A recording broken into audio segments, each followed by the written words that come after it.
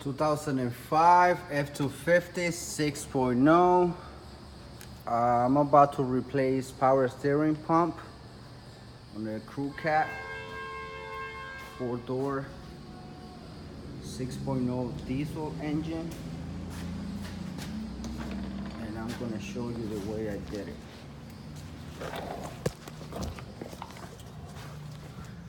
I pulled out the this. I took this out of here.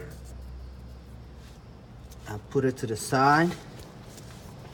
Then I disconnect the line, that line right there.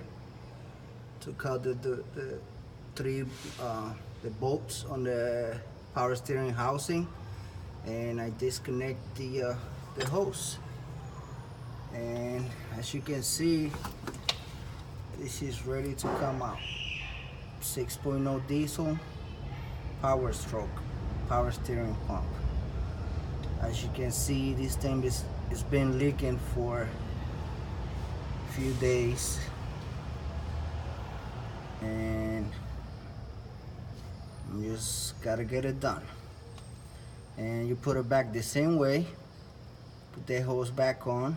Oh, you gotta disconnect the take off the serpentine belt to the top, which is